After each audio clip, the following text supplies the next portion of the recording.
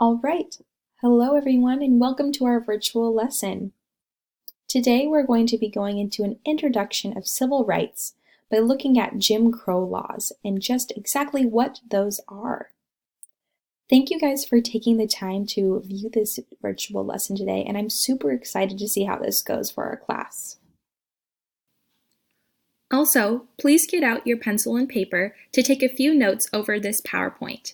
You will be taking a Google Form assessment right after this lesson. Our learning objective for today is to identify the ways that state and local governments restricted African Americans from their rights and freedoms. So specifically, we'll be talking about ways that state and local governments in the South restricted African Americans from their rights. Please be ready on Monday to talk about these ways that African Americans were kept from their rights and really unpack what we learned today in this lesson. Before we dive into Jim Crow laws, let's talk about some vocabulary that we're going to be using throughout this entire lesson. Segregation is a word that you'll hear a lot throughout this lesson. Segregation is the enforced separation of different racial groups in a country, community, or establishment. Today we'll be talking about racial segregation. Synonyms for segregation include isolation and exclusion. Another word that you'll hear throughout this lesson is disenfranchisement. Disenfranchisement is a state of being deprived of a right or privilege, especially the right to vote. In today's lesson, we'll be talking about disenfranchisement as an African American being deprived of the right to vote. Derogatory is another really important term that you'll hear in this lesson.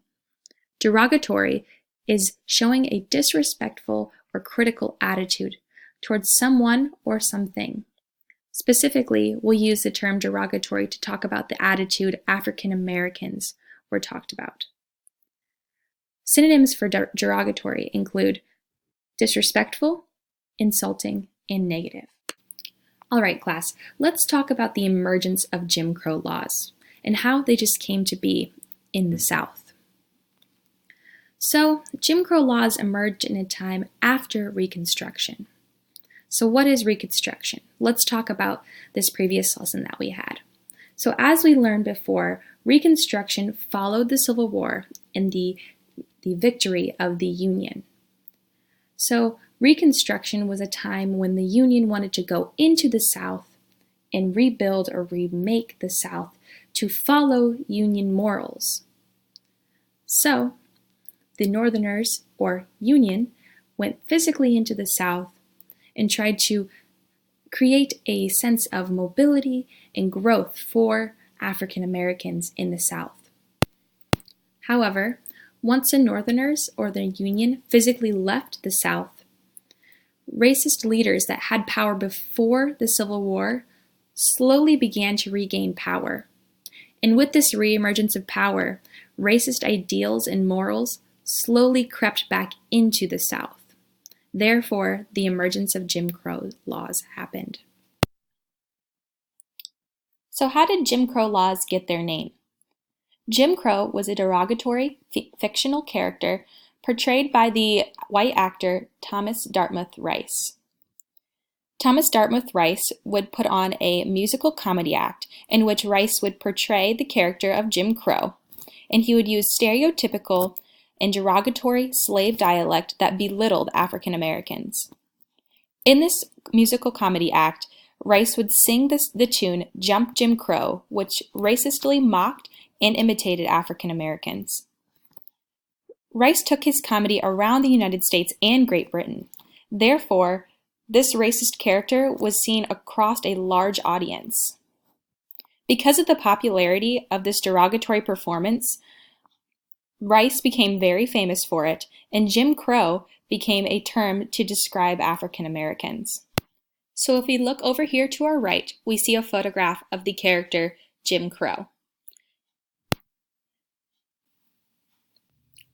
Now that we have set the stage for the background of Jim Crow laws, let's get into what exactly Jim Crow laws are. What are Jim Crow laws exactly? A Jim Crow law is any practice or law that reinforced or intensified racial segregation. So, Jim Crow laws separated people on the basis of race alone. So, Jim Crow was also a term to reference racial inequalities imposed on African Americans, hence the term Jim Crow law. Jim Crow laws were state and local laws that enforced racial segregation in the southern United States. So remember when we were talking about those southern leaders who came back into power after Reconstruction? These racist white Southerners came back into political power in the South following Reconstruction. Therefore, they had the power to vote these racist Jim Crow practices into being laws. Let's remember that following the Civil War, African Americans had a lot of hope for their future as citizens of America. However, with the passing of Jim Crow laws, promises made by the Union were shattered, and the hope that African Americans once had was completely ripped from them. Let's go into how Jim Crow laws appeared in public segregation. For example, African American students and white students were not allowed to attend the same schools. They had two completely separate school buildings to attend and get their education. Public transportation was also segregated. For instance, on buses, African Americans were made to sit in the back of the bus. White passengers sat in the front of the bus. African American passengers also had to give up their spots if white passengers did not have a place to sit on the bus. Restaurants were also heavily segregated in the South. There were two separate dining rooms for African Americans and whites. African Americans could not dine in the dining rooms made for white people. African Americans also were served after white diners in restaurants. Public restrooms were also separated on the basis of race. Each restroom was labeled with either colored or white, as we see in the left picture. Drinking fountains were also segregated on the basis of race. There was an African American drinking fountain and there was a white drinking fountain. Each of these ways that African Americans were publicly segregated were laws in the South. Let's move into disenfranchisement. Disenfranchisement was another form of Jim Crow laws in the South. As we have defined previously, disenfranchisement is depriving someone of the right to vote. Southern states suppressed voting rights of Black voters through several different ways, but today we're going to address three specific ways. The first one is poll tax. A poll tax is essentially a voting fee, and due to the lack of good pay or employment for free Blacks, this meant that they could not pay these fees. Another form of disenfranchisement was literacy tests. Literacy tests were tests over reading and writing that kept African Americans from voting due to their lack of education received before the Civil War and after the Civil War. Because these tests were testing their reading and writing skills, they were nearly impossible for freed Blacks to pass. The Grandfather Clause is another form of disenfranchisement. The Grandfather Clause kept African Americans from voting by stating they had to have a family history of voting in the past in order to place a vote now. Because African Americans had no prior family history of voting, that meant that they could not place a vote. This Grandfather Clause excused poor whites from payment of poll taxes and also excluded them from having to pass the hard literacy tests. The Grandfather Clause was a way for whites to get around paying poll taxes or passing literacy tests.